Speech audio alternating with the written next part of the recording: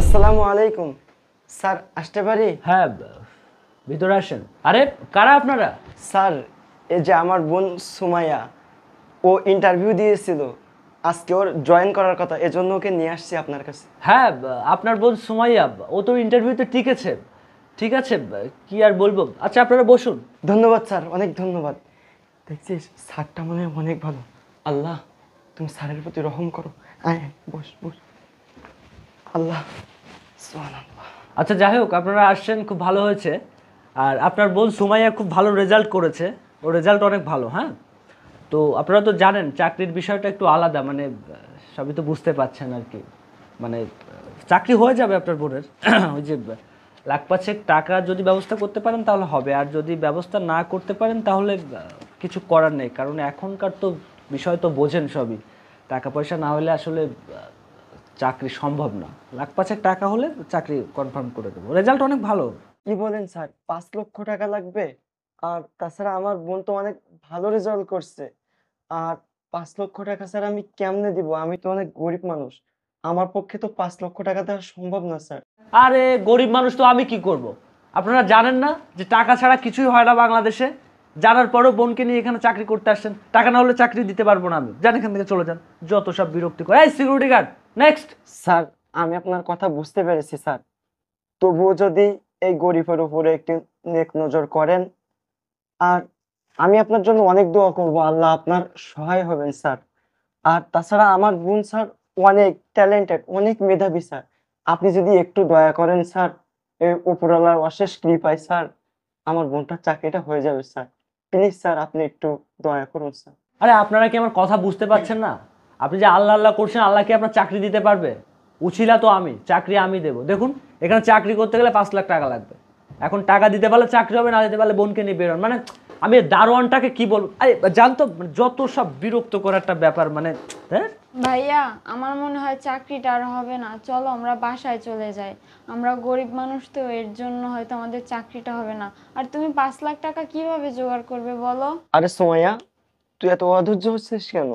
উপরে তো আল্লাহ আছে, তাই না? আর তাছাড়া আমি তো আছি, আমি দেখছি। স্যার, আপনি কোনো চিন্তা করবেন না, আমি আপনার টাকা জোগাড় করে ফেলবো। আর তাছাড়া আমি আল্লাহর উপরে অনেক ভরসা করি, আল্লাহকে অনেক বিশ্বাস করি। তিনি নিশ্চয়ই আমাকে কোনো না কোনো পথ দেখাবেন। স্যার, একটু সময় দিন স্যার, প্লিজ। এ তো একটা মহা মুসিবতে পড়েছি আমি। আপনি কি আমার কথা বুঝতে পারছেন না? মানে আপনি আমার কথা কি বাংলা কথা বুঝতে পারছেন না? আমি বলছি যে টাকা ছাড়া এখানে চাকরি হবে না, তারপরে বারবার এত রিকোয়েস্ট কিসের প্লিজ প্লিজ করছেন? যান তো এখান থেকে, চলে যান। 5 লাখ টাকা না হলে চাকরি দিতে পারবো না। মানে হ্যালো, এই কোথা থেকে আসে এসব? নেক্সট। হ্যাঁ, স্যার স্যার, দয়া করে আমাকে একটু সময় দিন স্যার, আমি আপনার টাকা ঠিকই ম্যানেজ করে দিব স্যার। আর সত্যি কথা বলতে স্যার, আমি একটা ছোটোখাটো মাদ্রাসায় এতিম বাচ্চাদেরকে পড়াই। অল্প সীমিত কিছু টাকা বেতন পাই, মাত্র 6,000 টাকা। অভাব অনটনের সংসার আমাদের। তারপরেও আমার এই ছোটো বোনটা একমাত্র আমার কলিজার বোন স্যার। এর অনেক স্বপ্ন যে বড় একটা অফিসে চাকরি করবে। সেই অনুযায়ী আপনাদের এখানেও ইন্টারভিউ দিয়েছে। আর এখন বলতেছেন যে 5 লক্ষ টাকা লাগবে। এমনিতেই অনেক, আমি শারীরিকভাবে অসুস্থ, অচল একটা মানুষ। কিভাবে 5 লক্ষ টাকা ম্যানেজ করব? আপনি চিন্তা করবেন না স্যার, আমি আপনার টাকা ঠিকই ম্যানেজ করে দেব। আমাকে একটু সময় দিন স্যার। হ্যালো রাজিয়া, ওই যে আমাদের গ্রামের বাসায় যে, হ্যাঁ হ্যাঁ, আমাদের গ্রামের বাড়ি বিক্রি করছিলাম যে কিছু টাকা ছিল না, ওই টাকাগুলো নিয়ে তুমি দ্রুত অফিসে চলে আসো। হ্যাঁ স্যার, একটু সময় দিন স্যার, এখনই চলে আসবে স্যার টাকা নিয়ে। স্যার, আপনাকে অনেক অনেক ধন্যবাদ স্যার, যে আপনি আপনার মূল্যবান সময় থেকে স্যার আমাকে সময় দিয়েছেন। উপরওয়ালা আপনার অনেক ভালো করবে স্যার, আপনাকে অনেক বড় করবে স্যার। আপনাকে অনেক অনেক ধন্যবাদ স্যার। আচ্ছা শোনেন, আপনাদেরকে একটা কথা বলি। আমার পিএ কি আপনাদের বলেনি যে এখানে চাকরি করতে গেলে কিছু নিয়ম আছে? এখানে বসে আপনারা টাকার জন্য ফোন করছেন বাড়িতে। এটা একটা অফিস, এটা সিনেমা হল না। মানে কি আমি বুঝলাম না। মানে আপনারা যে কোথা থেকে আসেন, বোন ব্রিলিয়ান্ট, এটা সেটা, এগুলো করে চাকরি হয়? মানে এখানে বসে টাকা, কি একটা অবস্থা। মানে অফিসটা কি, মানে হ্যাঁ। স্যার স্যার, দয়া করে একটু অপেক্ষা করুন স্যার, আমার বউ এখনই চলে আসবে স্যার। এই তো স্যার চলে এসেছে আমার বউ। এই নাও টাকা। স্যার এই যে আপনার জন্য টাকাটা নিয়ে আসছি স্যার।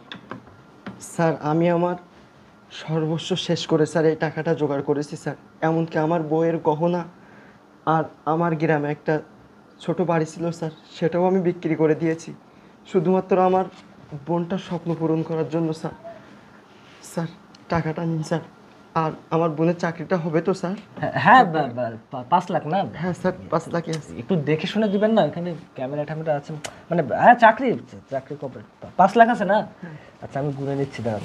আচ্ছা চিন্তা করবেন না, মানে ওই যে চাকরি হয়ে যাবে। আপনার বোন অনেক সুন্দরী, আর একটু ইয়ে করবেন না, মানে টাকা পয়সার বিষয়টা এখন দেশের যে পরিস্থিতি বুঝতেই তো পারছেন, টাকা না হলে হয় না কিছু। হয়ে যাবে, চাকরি হয়ে যাবে। জানতেন, বসেন বসেন বসেন। চাকরি কমপ্লিট, আপনার বোন কমপ্লিট। সোমাইয়া তুমি এদিকে আসো, আপনি বসেন।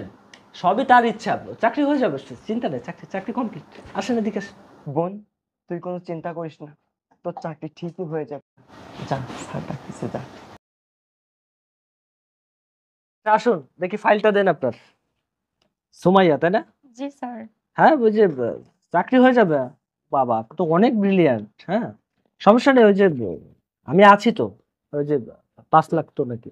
জি স্যার, Okay. 5 লাখই আছে। ওকে চাকরি কমপ্লিট। চাকরি, আপনার চাকরি চিন্তা করতে হবে না। আর ওই যে কালকে থেকে আপনি জয়েন করে ফেলেন। হ্যাঁ তাহলে আজকে আপনি আসেন, এই যে এখানে থাক, আপনি তাহলে আজকে আসেন, কালকে জয়েন করে ফেলেন। আচ্ছা ঠিক আছে স্যার। Thank you. দেখেছিস বোন, আমি তোকে বলেছিলাম না যে তোর চাকরিটা ঠিকই হয়ে যাবে। উপরওয়ালার অশেষ মেহেরবানিতে তোর চাকরিটা হয়ে গেল। আল্লাহ তাআলাকে অনেক অনেক শুকরিয়া। চল স্যার, তাহলে আমরা আসি স্যার। আসসালামু আলাইকুম স্যার, আসতে পারি? হ্যাঁ ওয়ালাইকুম আসসালাম, আসো। কি ব্যাপার বলো, আজকে প্রথম অফিস কেমন লাগছে? জি স্যার, অনেক ভালো লাগছে। আসলে আজকে প্রথম দিন তো, অনেক কিছু তুমি জানো না, অনেক কিছু তুমি বোঝো না, সেগুলো তোমাকে শেখাতে হবে। আর তাছাড়া আমাদের অফিসের একটা রুলস রেগুলেশন আছে, সেটা তোমাকে মেনে চলতে হবে। আর তুমি কিন্তু অনেক সুন্দর। হ্যাঁ আর হ্যাঁ ওই যে একটা ভালো কথা, সেটা হচ্ছে আস্তে আস্তে প্রমোশন বাড়াতে গেলে আমাকে একটু সময় দিও, মানে প্রমোশন বাড়িয়ে দেবো, সমস্যা নেই। সুন্দর তুমি, অনেক সুন্দর। স্যার আপনি অনেক ভালো মনের মানুষ। তাছাড়া আমার যে চাকরি হয়েছে সেই উপলক্ষে আমার ভাই আর ভাবি আপনাকে আজকে দুপুরে ইনভাইট করেছে, আপনি কিন্তু অবশ্যই যাবেন। আম, হ্যাঁ অবশ্যই যাব, সমস্যা নেই, যাব। তো যাই হোক, কাজের কথা বলি। তুমি অনেক কিছু জানো না, বোঝো না, আমি তোমাকে কিছু কাজ দেখিয়ে দিচ্ছি। হ্যাঁ সেগুলো তুমি সুন্দরভাবে দেখবে, আর সেইভাবে তোমাকে কাজ করতে হবে। হ্যাঁ আমি সব দেখিয়ে দেবো, সমস্যা নেই। আমাকে একটু সময় দিও। আচ্ছা তুমি বসো, এখানে এখানে আসো, এখানে বসো, আমি তোমাকে কিছু কাজ দেখিয়ে দিই, বসো। এই যে দেখো, থ্যাংক ইউ স্যার। এখানে এই যে মার্কেটিং এর যে বিষয়টা আছে, এখানে এই যে তোমার এই যে মার্কেটিং, যে আমাদের সাব কন্টেন্ট। হ্যাঁ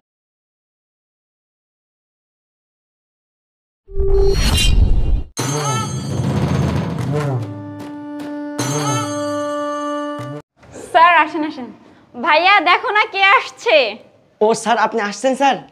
এই রাজিয়া দেখো কে এসেছে। শোনো, স্যারের জন্য কোনো প্রকার আপ্যায়নের ত্রুটি না হয়। স্যার বসেন, স্যার বসেন বসেন বসেন স্যার। আর না না ঠিক আছে, বসো তুমি। এত কিছুর দরকার ছিল কি আসলে? সবই ঠিক আছে, আর এত কিছু দরকার ছিল না, মানে অনেক কিছু আইটেম হয়ে গেছে। তো যাই হোক, আপনার বোন অনেক ব্রিলিয়ান্ট। হ্যাঁ তো খুব ভালো একটা মেয়ে। আর আপনাদের বাড়িতে এভাবে আসবো আসলে কখনো আশা করিনি। আসলে কিসের মাংস এটা? খুব ভালো বাবা, অনেক সুন্দর রান্না। স্যার আমি আসলে ভাবতেও পারিনি যে আপনি এই গরিবের বাসায় আসবেন স্যার। আরে কি যে বলেন, খাওয়া দাওয়া এবার গরিব বড় লোক আছে নাকি? তো ঠিক আছে, সমস্যা নেই, এই আর কি। হ্যাঁ, নেন আপনারাও নেন। এই সময় তুমিও নাও। ইয়া, অনেক ভালো। হ্যাঁ সমস্যা না, আপনার বোন অনেক ভালো। তো ও বাবা, অনেক টেস্ট। রাম রাম রাম রাম, অনেক সুন্দর রান্না। আপনি অনেক ভালো রান্না করেন। কি যে বলেন না স্যার, আপনি আমাদের মেহমান, আপনি আসবেন আমার বাসায়, তা একটু সামান্য আয়োজন করেছি আর কি। আপনি আসবেন বলে স্পেশালি 2 কেজি গরুর মাংস আপনার জন্য অর্ডার করে এনেছি, আর সেটা রান্না করছিও। হেই চুপ করো তুমি। তুমি জানো না আমি হিন্দু ধর্মের একজন মানুষ? ইস, আমার আমার কতটা পাপ হয়েছে তুমি জানো? হে ভগবান। ও আচ্ছা স্যার, আপনি পাপ পুণ্যর কথা বলতেছেন? আচ্ছা আপনি এখানে একটু বসেন, আমি আপনাকে বুঝিয়ে বলতেছি। আসলে স্যার, যখন আমার বোনটা আপনার অফিসে চাকরি নিতে গিয়েছিল, আপনি আমার কাছ থেকে 5 লক্ষ টাকা নিয়েছিলেন। টাকাটা যে কিভাবে আমি জোগাড় করেছি সেটা একমাত্র আমিই জানি স্যার। কত কষ্টের ভিতর দিয়ে এই টাকাগুলো আমি ম্যানেজ করেছি। গ্রামে আমার ছোট্ট একটা বাড়ি ছিল, এমনকি আমার বউয়ের সোনার গয়না পর্যন্ত আমি বিক্রি করে দিয়েছি, দিয়ে আপনাকে 5 লক্ষ টাকা দিয়েছি। আর আপনি তো স্যার এটা ঘুষ নিয়েছেন। আর আপনি এখন কি বলতেছেন যে হিন্দুদের গরুর মাংস খাওয়া পাপ হয়। তাহলে স্যার আমি মনে করি যে ঘুষ খাওয়াটা সব থেকে বড় পাপ। আর গরুর মাংস খাওয়ার থেকে ঘুষ খাওয়া 100 গুণ বেশি পাপ। এটা তো প্রত্যেক ধর্মে বলা হয়। একটা প্রবাদ আছে, খেদমতে খুদা রাজি। যদি আপনি মানুষকে সাহায্য করেন তাইলে উপরওয়ালা আপনার উপরে সবসময় রহমত বর্ষিত করবে। আর আপনি যে ঘুষ নিয়েছেন, এতে আমি কতটা ক্ষতিগ্রস্ত হয়েছি সেটা আমি আপনাকে কখনো বলে বোঝাতে পারবো না। স্যার, আপনি কি জানেন আমার এই বোনটাকে ছোট থেকে বড় করে মানুষ করতে আমার কতটা পরিশ্রম করতে হয়েছে? আর তারপরেও যদি আপনারা চাকরির জন্য এভাবে 5 লাখ 10 লাখ করে টাকা দেন, আসলে স্যার আপনাদের তো কোনো কিছুর অভাব নাই, আপনারা তো বড় বড় অফিসার। তারপরেও যদি আপনারা এভাবে ঘুষ নেন, তাহলে আমাদের অবস্থাটা, আমাদের মতো গরিব অসহায়দের অবস্থাটা কি হবে? আপনারা একবার ভেবে দেখেছেন স্যার? স্যার, আমি আপনাকে একটা কথা বলি, আপনি মাইন্ড করবেন না। আমি তো একটা হাফেজ। আমি জানি আপনাদের ধর্মে তো লেখা আছে যে গরুর মাংস খেলে পাপ হয়। তো স্যার, ঘুষ খেলে কি পাপ হয় না? এ কথাটা আপনি আমাকে বলেন তো। আসলে স্যার আপনাকে কি যে বলবো, আপনাকে বোঝানোর মতো ক্ষমতা জ্ঞান কোনোটাই আমার নেই। আর আপনি যে স্যার হিন্দু, এটা আমি আগে থেকেই জানি। তো ভয় পাওয়ার কারণ নেই স্যার, এটা খাসির মাংস, এটা গরুর মাংস না। আপনি খান স্যার। আসলে মমিন সাহেব, আপনি কোনো ভুল করেননি। ভুল আসলে আমিই করেছি। আসলে না জেনে না বুঝে অনেক অন্যায় করেছি, অনেক পাপ করেছি, যেটা আসলে আমাদের ধর্মেই নেই। আপনি একজন মুসলিম হয়ে আমাকে যে শিক্ষাটা দিলেন, আসলে আপনার কাছে আমি কৃতজ্ঞ জানাচ্ছি। আসলে শুধু আপনারা নয়, আমি এরকম অজস্র মানুষের কাছ থেকে প্রচুর টাকা পয়সা নিয়েছি, ঘুষ নিয়েছি, আমি এটা মানছি, কিন্তু কখনো এটা ভেবে দেখিনি।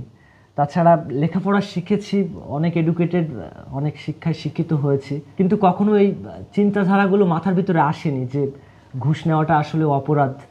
আসলে আপনি আমাকে আজকের যে ভুলটা ধরিয়ে দিলেন, আসলে আপনাকে যে কি বলবো, মানে আমার নিজেরই লজ্জা লাগছে। কি যে বলবো আপনাকে, টাকা পয়সা নিয়ে পড়ে থাকতে থাকতে নিজের ধর্ম নিয়ে কখনো রিসার্চ করা হয়নি। আসলে প্রত্যেকটা ধর্মই বারণ করেছে ঘুষ নেওয়াটা অপরাধ। তো আপনি আমাকে ক্ষমা করে দেবেন। আমি জানি না সৃষ্টিকর্তা আমাকে ক্ষমা করবে কিনা। ভগবান, আমি না জেনে না বুঝে অনেক অপরাধ করেছি। আমি আসলে গরিব দুঃখী অসহায় মানুষের কাছ থেকে এভাবে ঘুষ নিয়েছি, আমি কখনো এটা ভেবে দেখিনি। আমি তোমাকে কোনো দিন ডাকিনি, তুমি আমাকে ক্ষমা করে দিও। আমি আর কোনো দিন এরকম কাজ করব না। আসলে আপনি আমার ভুলটা ধরিয়ে দিয়েছেন, সত্যি আপনি আমাকে ক্ষমা করে দিয়েন। আর কখনো এরকম ভুল করব না।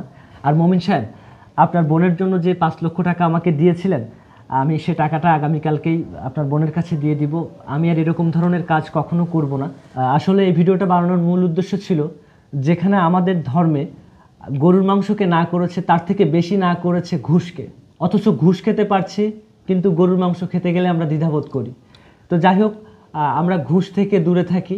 আর সবাইকে বলবো, প্রত্যেকটা ধর্মকে বলবো যে আমরা ঘুষ থেকে দূরে থাকবো। ঈশ্বর আমাদের মঙ্গল করুক, আমি এটাই চাই।